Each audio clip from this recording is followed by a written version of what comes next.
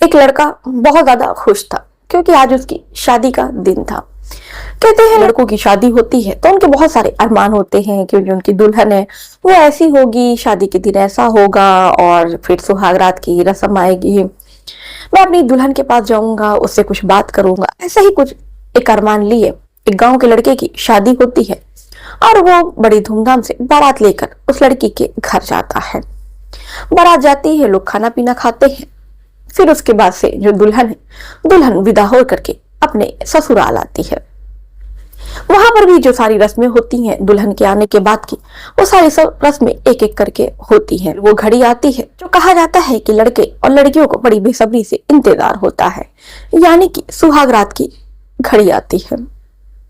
अब जो लड़का है वो अपनी दुल्हन के पास पहुंचता है, दुल्हन के पास जाता है, वो बैठता है और मुंह दिखाई में उसको सोने की अंगूठी देता है और फिर दुल्हन से कुछ बातचीत करता है और उसके बाद से धीरे धीरे उसके करीब जाने की कोशिश करता है। और फिर जैसे ही उसके वो करीब जाता है, उसको अपनी बाहों में भरने की कोशिश करता है।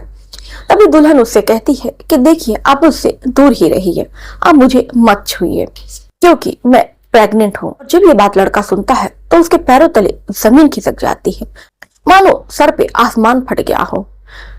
फिर वो लड़का कहता है कि ये तुम क्या कह रही हो, तुम्हारा दिमाग तो ठीक है। लड़की कहती है कि जी, आप जो सुन रहे हैं वो मैं सही कह रही हूँ। दरअसल इसका बाप कोई और नहीं बल्कि आपके अब्बू ही है। अब ये भी लड़का बात सुनता है तो बिल्कुल बेड से नीचे उतरकर अपना सर पकड़ लेता है।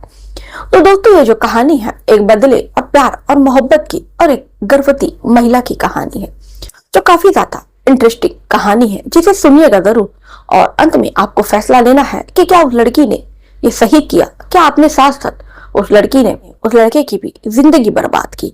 आखिर में ये कैसी बदले की और ये कैसी कहानी थी और क्या वो जो लड़की कह रही थी, क्या उसकी बातों में कितनी सच्चाई थी। तो इस घटना की शुरुआत करते हैं। इस घटना की शुरुआत करने से पहले दोस्तों आपसे गुजारिश है कि अगर आप जो चैनल पर नए हैं तो चैनल को सब्सक्राइब कर लीजिए, वीडियो को लाइक कर दीजिए और ज्यादा से ज्यादा हो सके तो दोस्तों ऐसी घटनाओं को शेयर किया कीजिए। और दोस्तों, अगर आपकी कोई राय हो मेरी वीडियो से रिलेटेड, आपको मेरी वीडियो अच्छी लगती है, नहीं अच्छी लगती है, या कोई आपको लगता है कि इसमें मैं कुछ सुधार कर सकती हूँ, तो आप कमेंट में करके अवश्य बताएं। क्योंकि दोस्तों, ये चैनल जितना मेरा है उतना ही आप सबका है। आपके सहयोग से ही इस चैनल को आगे ले जाना है। तो इसीलिए दोस्तों, अगर आपको कुछ भी लगता है, कोई राय हो, कोई सुझाव हो, अगर आप मुझे देना चाहते हैं तो कमेंट बॉक्स में उसे करके जरूर बताएं। आपके कमेंट को मैं पढ़ती हूँ और आपके कमेंट का मैं रिप्लाई भी करती हूँ। तो चलिए फिर दोस्तों, ज्यादा देर ना करते हुए इस घटना की शुरुआत करते हैं। ये जो घटना है दोस्तों, दरअसल पाकिस्तान की घटना है। पाकिस्तान में एक शहर लगता है इस्लामाबाद। इस्लामाबाद में नादिया अपने परिवार में अपने माँ बाप के साथ रहती है। जो नादिया की माँ होती है, जब नादिया 10 साल की थी तभी उसकी माँ गुजर जाती है और नादिया की 4 बहन 2 भाई थे। अब नादिया को इसी दौरान एक आदमी से प्यार हो जाता है जिसका नाम अशफाक रहता है। अब फिर क्या था, और अशफाक, नादिया गरीब परिवार से थी और फिर जो अशफाक था वो कमाता धमाता था, यानी कि अच्छा काम करता था। अब नादिया और अशफाक की मुलाकात होती है और दोनों एक दूसरे से बेहद प्यार करने लगते हैं। अब ये जो प्यार है, फिर प्यार में नजदीकियां बढ़ने लगती हैं और कहते हैं कि जो नजदीकियां हैं आजकल प्यार में, जो प्यार है वो शुरू तो होता है प्यार से, लेकिन जो खत्म होता है वो शारीरिक संबंध से खत्म होता है। अब दोनों के बीच में शारीरिक संबंध बनने लगे थे, यानी कि दोनों हम बिस्तर होने लगे थे। अब हम बिस्तर होते होते नादिया जो अशफाक के बच्चे की माँ बन जाती है। फिर ये बात अशफाक से वो कहती है कि अशफाक, अब हमें शादी कर लेनी चाहिए। दरअसल दोस्तों, कुछ पीछे चलिए तो जो अशफाक है दरअसल वो शादीशुदा रहता है और उसके दो बच्चे और एक लड़की रहती है। लेकिन जो अशफाक है वो नादिया से ये बात छुपा कर रखता है।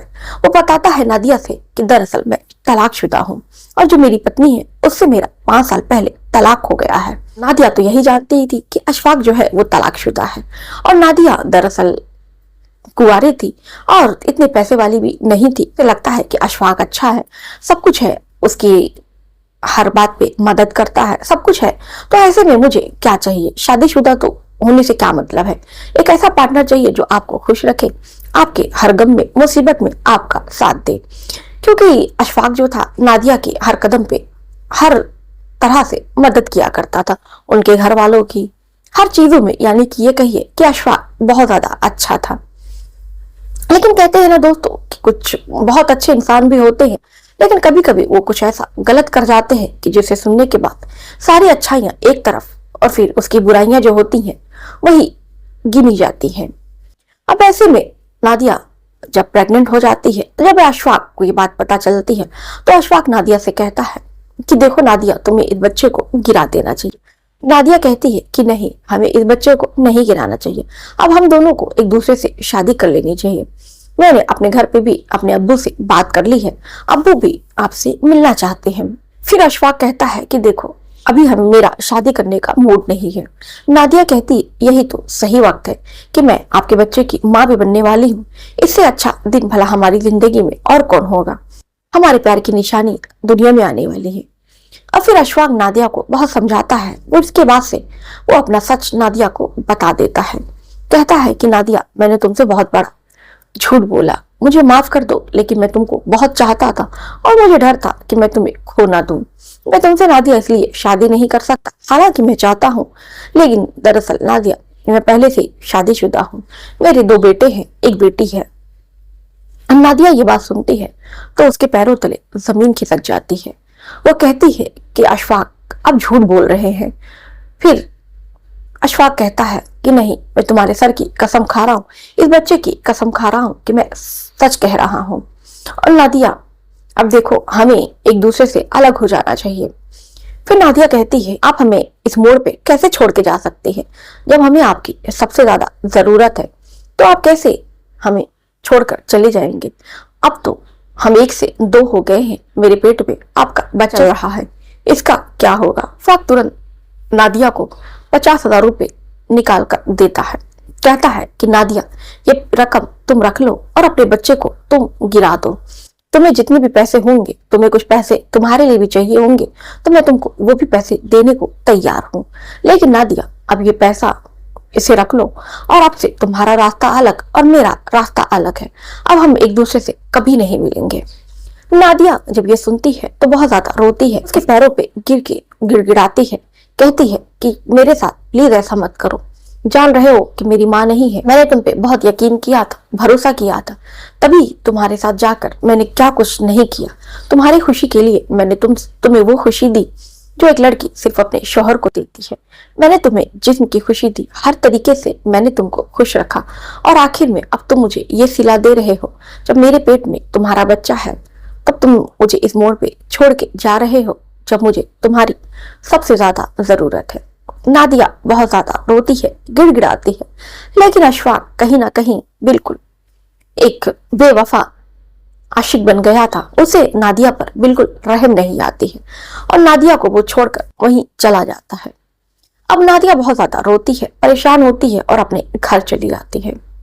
अब ऐसे में नादिया बहुत ज्यादा परेशान थी। नादिया के दिमाग में बहुत सारे ख्याल आते हैं। नादिया सोचती है कि वो हालातों से समझौता कर ले और इस बच्चे को गिरा दे, लेकिन नादिया अपने बच्चे को गिराना नहीं चाहती थी क्योंकि वो अशफाक से अभी भी बेपनाह मोहब्बत करती थी, और ऐसे में उसके प्यार की निशानी को भी नादिया दुनिया में लाना चाहती थी। अशफाक के प्यार की निशानी को वो खत्म नहीं करना चाहती थी। अब नादिया को कुछ भी समझ नहीं आता है।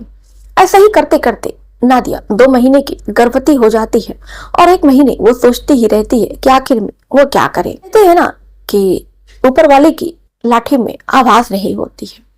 ऐसा ही नादिया की जिंदगी में एक मोड़ आता है, या कह लीजिए कि अल्लाह की रहमत आती है। अल्लाह उसकी किस्मत पर और उस पर रहम करता है और उसके लिए ऐसा रास्ता ढूंढता है कि जिसे जब नादिया सुनती है तो वो भी बिल्कुल अल्लाह की इस लाठी पर बहुत ज्यादा अल्लाह का शुक्रिया अदा करती है और कहती है कि खुदा, आपने मेरी इज्जत रख ली, मेरी आबरू रख ली। अब मुझे इस बच्चे को भी गिराना नहीं होगा। अब मेरे सामने इस बच्चे को पालने का मुझे रास्ता दिख गया है।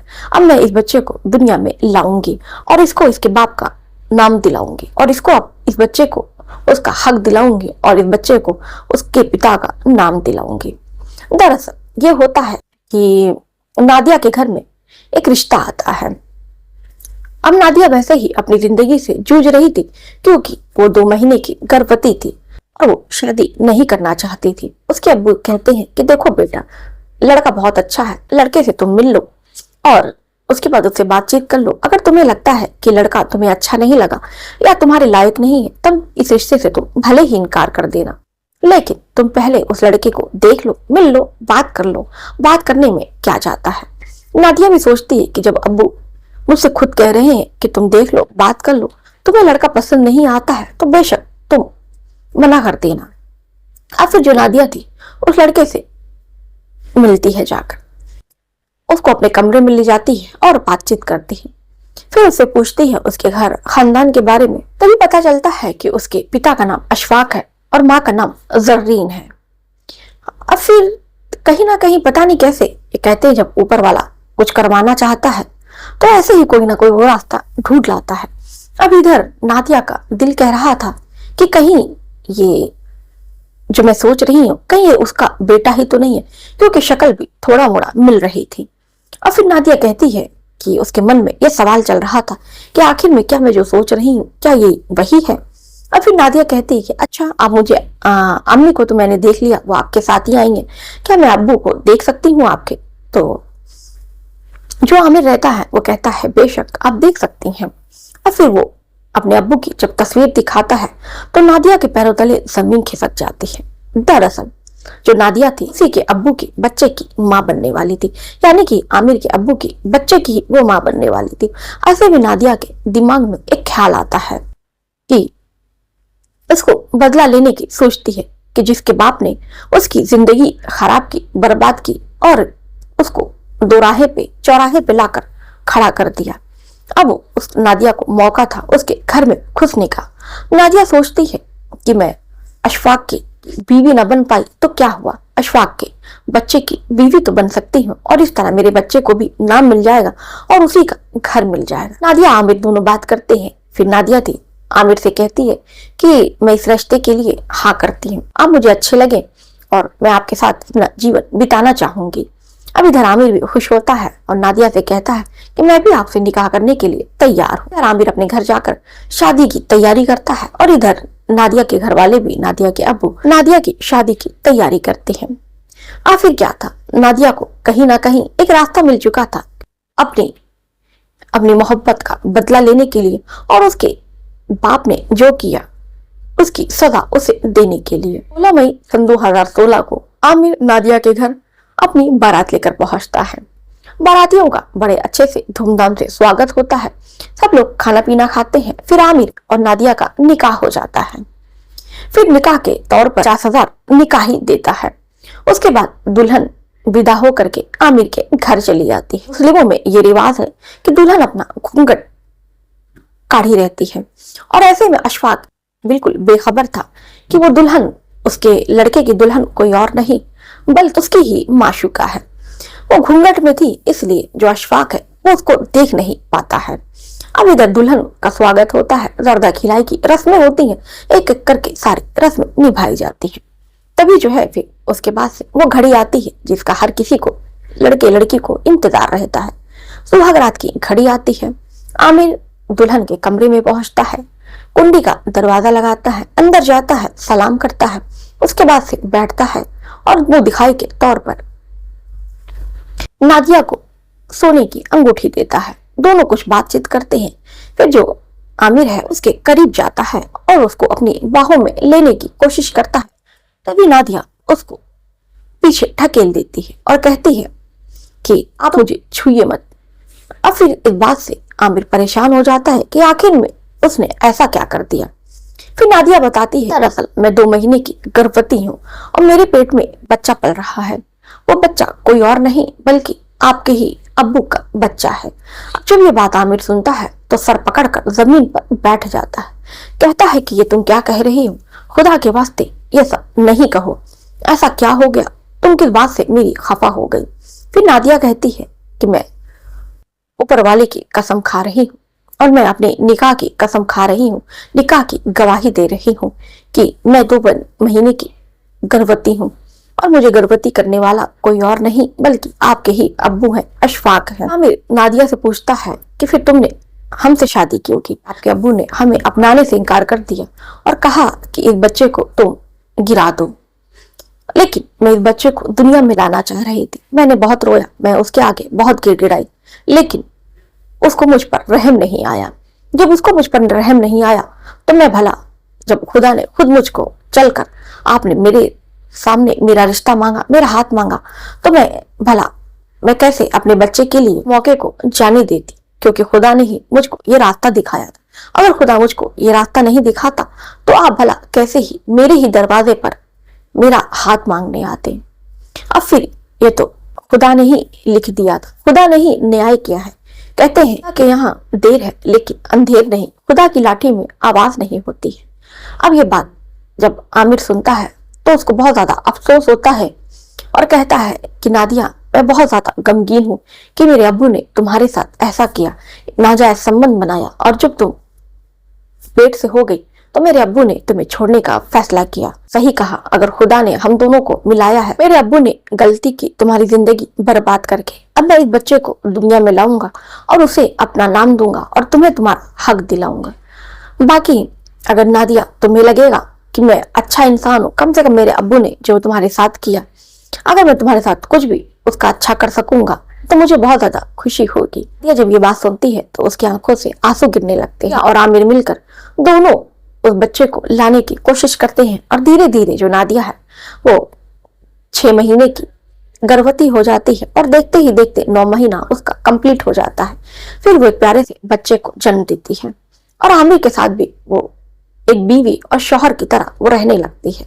अब फिर वो उसको दिल से, मन से उसको अपना शौहर मान चुकी थी और उसके साथ वही रिश्ते कायम करती है जो रिश्ता एक पति पत्नी का यानी कि एक मियाँ बीवी का होता है। दोस्तों, ये कहानी आपको कैसी लगी आप हमें कमेंट बॉक्स में करके जरूर बताइएगा और ये भी बताइएगा कि जो नादिया ने फैसला लिया क्या ये सही फैसला था। तो चलिए फिर मिलते हैं ऐसी घटना के साथ, किसी और कहानी के साथ। तब तक के लिए अपना और अपनों का ख्याल रखिए और अभी तक आपने मेरे चैनल को सब्सक्राइब नहीं किया है तो प्लीज मेरे चैनल को सब्सक्राइब कर लीजिए। फटाफट मेरे चैनल पर 50 सब्सक्राइबर कंप्लीट करवा दीजिए।